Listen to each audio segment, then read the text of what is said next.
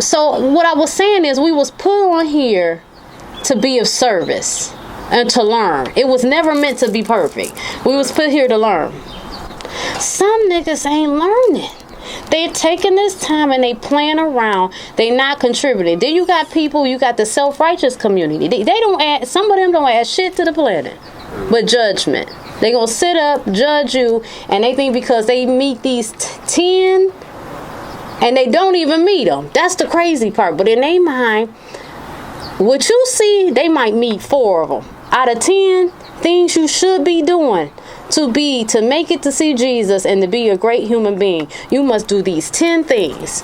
You got these people that think they doing 10 things every day, only doing 4 of them, and they judging you about what you doing.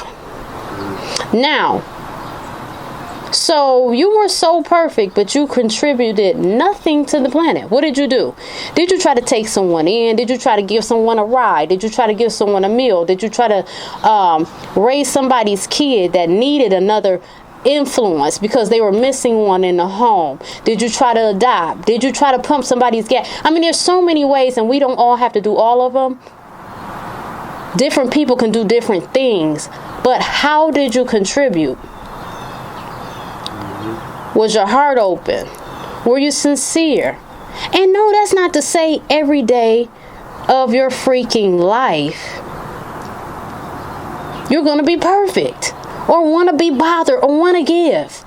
You're human. It's going to be just some days you're going to be like, forget this shit. I'm not doing anything. I don't care who called. I don't care what. I'm not available. The button is off. I'm hitting a pause, and some days you really feel like you're hitting off and you're never turning it back on. That is being human. But on the real, what did you contribute to the planet? Now, these same people not contributing to the planet, but judgment, they fear losing their lives. What? How selfish and vain is that individual? Because you feel like you should be entitled to life and contribute nothing to it at the same time and fear losing it. That's something. It ain't no thinking and stuff out here though. Don't nobody. They just do stuff. They just live. Yeah, they just do stuff and live. And listen, it's okay to do stuff and live too, but we gotta have a balance. Because if nothing else, if you're going to be selfish, take this selfish approach. I'm going to live life and contribute to make myself better. When I help others, I help myself. That's what people don't understand. When you're not helping, you're not contributing, you're hurting yourself. Because guess what? When you don't give back to you live in a community. It's this simple. You live in a community. You don't want to help nobody. You don't want to talk to nobody. You get on, or you doing better. You ain't really trying to help nobody in no capacity. You just sitting over there talking shit. You know, look at how that motherfucker live. He always got somebody over there. They loud. You know what I'm saying? Just, you know how people do talking shit. You in that community. You ain't giving nothing. Well, you ain't imparting no wisdom. You ain't showing nobody no way. You ain't showing nobody love out here. And then you want to get mad when the community goes down and it's fucked up.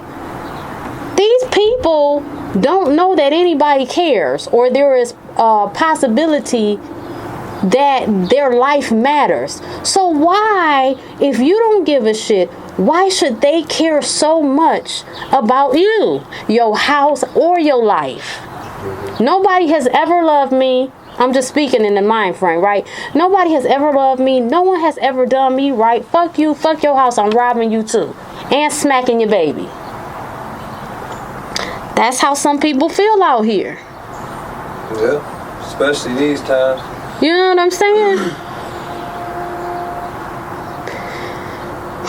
Man, I guess I said all that to say, you gotta turn that TV off sometime. For your own sanity. Because guess what? I used to tell my parents just like this. I think I was telling you, like, as a kid, this is how our people was. And I never went back to say, I always felt like that news, that ain't something I want to keep ingesting in my energy and in my spirit. Because Because I see what it does to these people. And so I will always tell our parents stuff like this. They go, you watch the news, you watch the news. I said, well, let's talk about this. Let's say my next door neighbor is a mass murderer or a rapist. How does it really help me to know? Because guess what? I can't get them locked up if I don't see them doing it. You see what I'm saying?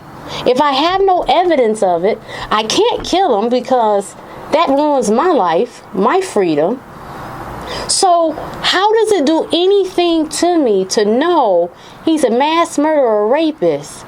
It does nothing but incite fear and panic into my spirit every day, every time I walk out the house. And even sometimes when I'm in there, bolted behind the door. So what does that knowledge, how does it help me? Is it beneficial? Is it beneficial to constantly feed your spirit with information, even if it's detrimental to your health? Because if you're stressing enough, eventually your body gonna shut down. You're gonna die anyway. We are killing ourselves to prevent somebody else from taking us out. The result is still the same. We dying.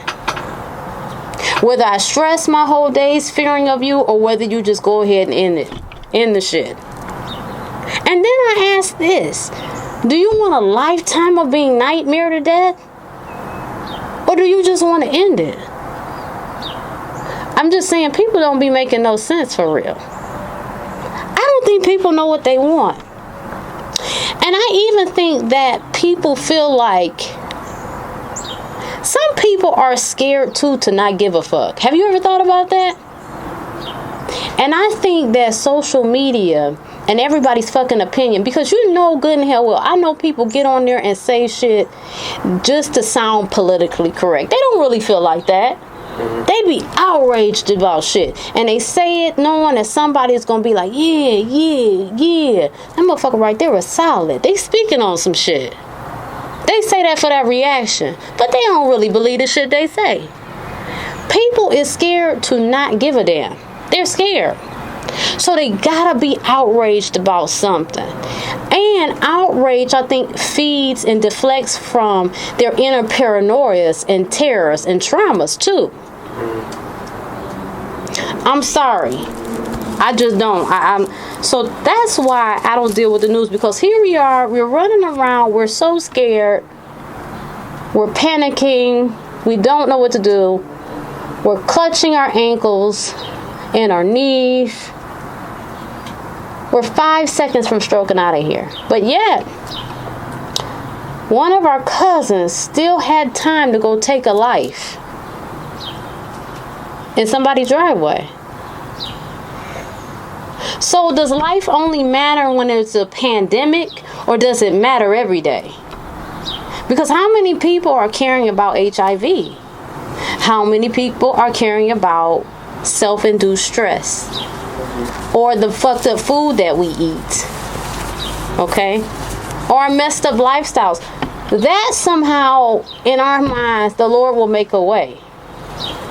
But this coronavirus, this happens to be one, I guess, the way you're acting above God too. Because you scared. I don't know. A lot of people say it's a plague. Last days, plague. Guess what? This is real. Somebody said this.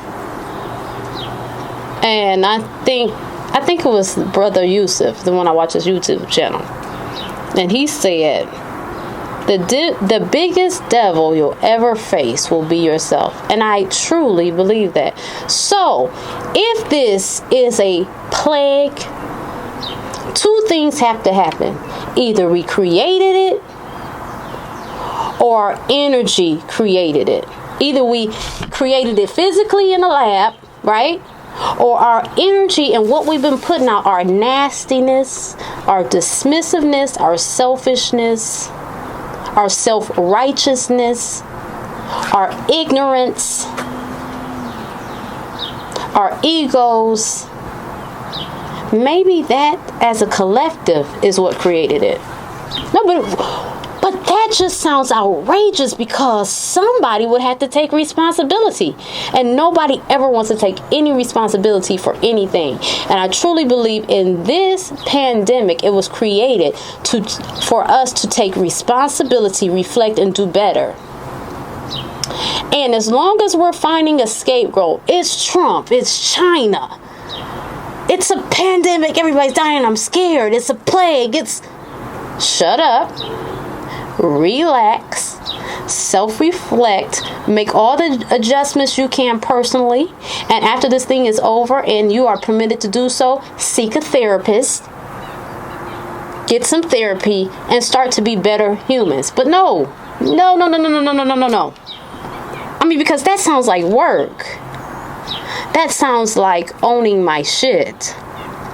That sounds like being better. I've got to blame somebody.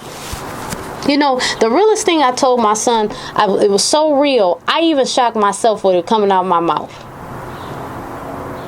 Because I am interested in being a good parent.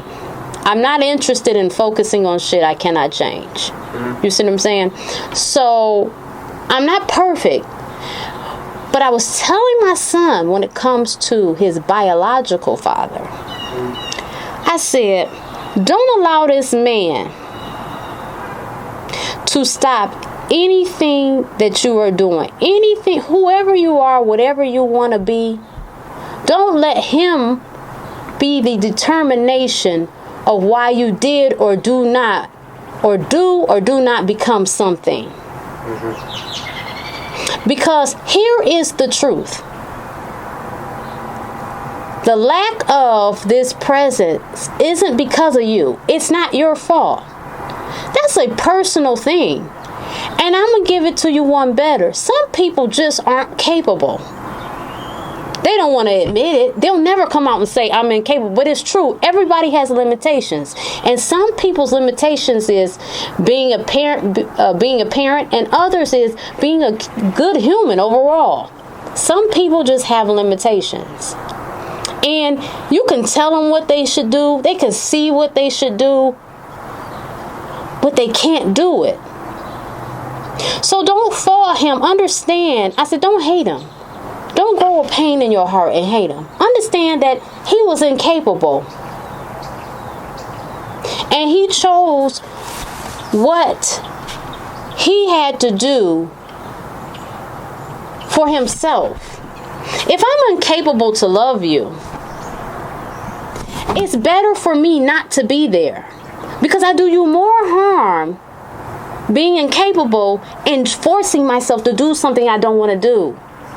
Now I'm beating your ass. Now I'm talking to you like shit. Now I'm making you feel shit. I'm breaking you down and making you feel like nothing because I'm incapable. So it's easier for me to make you feel and look like a piece of shit than for me to admit I'm incapable. Imagine that.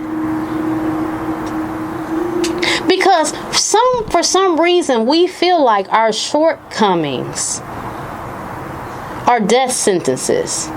Everybody wasn't put here to do the same. Now, the ideal would be that people would know their shortcomings before they run into them and it affects someone else. But that wasn't written in life. You got to live life. And just like you learned who you are through your experiences and your encounters, sometimes it's positive as well as negative. And sometimes you might jump the gun on a roll in life before you realize you're incapable to handle it. Now, could you have grown to be capable if you really wanted to? If you were saying, you know what, I would be a shitty parent, but for whatever reason, I'm going to go out on a limb and I'm going to try to be a good one just to prove to myself that I can do it. I'm going to do the work that will yield me being a good parent. And then you go out and do the work. Do I think it's possible for you to push through your limitations? Yes. Mike Tyson wasn't Mike Tyson overnight. You know what I'm saying? No form of greatness became great overnight. Sometimes you got to push yourself past your comfort zone. That's what I'm going to have to do when it comes to working out. I don't want to do the shit. I To be honest with you, I really wish, and this is the thing about me, I'm just honest.